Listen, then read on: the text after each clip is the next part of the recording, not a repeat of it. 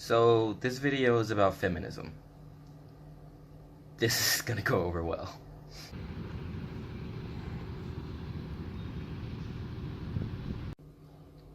Feminism is a fun topic to discuss because anybody with whom you're arguing about feminism probably has a different definition of it than you do.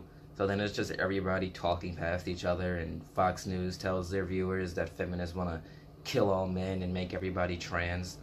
Quick aside, I googled Fox News feminism for this video, and the first result was a Fox News op-ed titled, "Feminists Want Women to be Liberated from Men, Children, and Marriage." There are no words. And then nothing gets better. So I'll try to avoid that inevitable pitfall by asserting something. This video is not a debate about feminism. It is a discussion of an essay, what that essay is trying to convey to its audience, and how it goes about doing that. It does not matter if you or I don't agree with something this paper says. This is text, and we're gonna read. So with all that out of the way, let's take a look at the Combahee River Collective Statement. So, as far as I know, the Combahee River Collective is a black feminist group.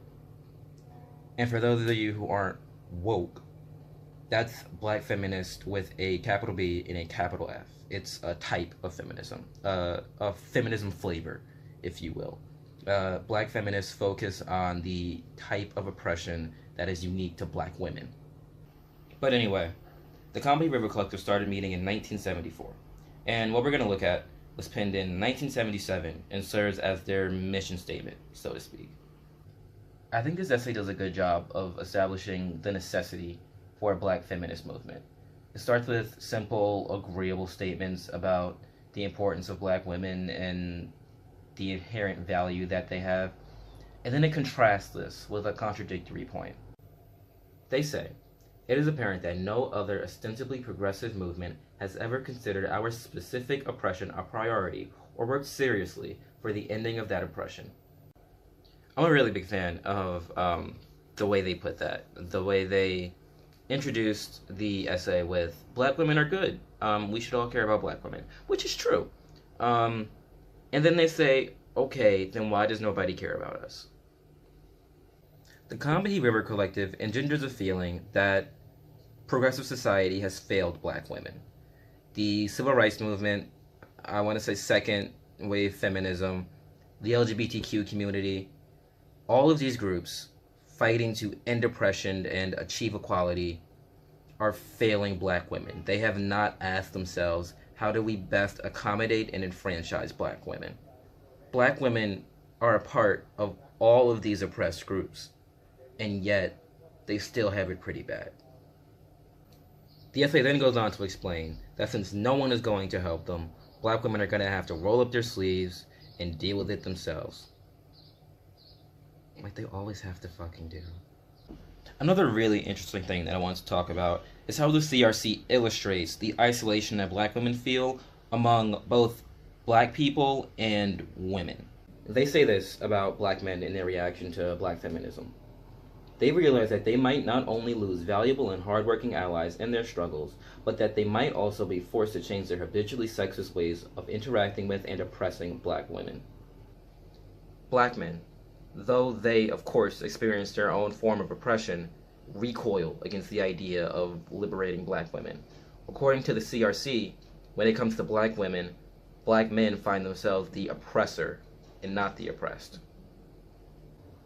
So this next line about white women is probably my favorite line in the whole essay because it's short and there's a lot to read from it. It's very compact. It's very dense. As black feminists, we are made constantly and painfully aware of how little effort white women have made to understand and combat their racism. White women aren't made out to be intentionally malicious or evil or even oppressive. And I feel like if they were, that'd be a more generous portrayal than what we got. Because the CRC explains that white women don't even understand their own racism. They're racist in ways so integral to their being that they don't notice it When you call them racist, they have no idea what you're talking about.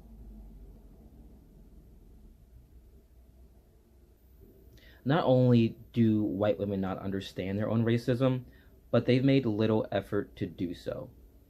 They don't care. They don't want to get better at helping and supporting black women. The CRC asserts that white women remain an obstacle in the furtherance and the promotion of black women, not with malice, but with apathy and indifference. And black women know this. They are made painfully aware. The Combahee River Collective needed to justify its existence. Black women are black. Therefore, any advancement made for black people is an advancement for black women. Black women are women. Therefore, any progress made for women is progress for black women. Right? Groups who fight to end the oppression of black people and women already exist. Why do we need a black feminist movement? The CRC justifies its existence, explains the purpose of the formation of this group by showing that black women are not just women who are black.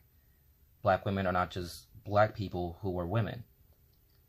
Black women, at their unique intersection of race and sex, experience a racism that is sexualized and a sexism that is racialized.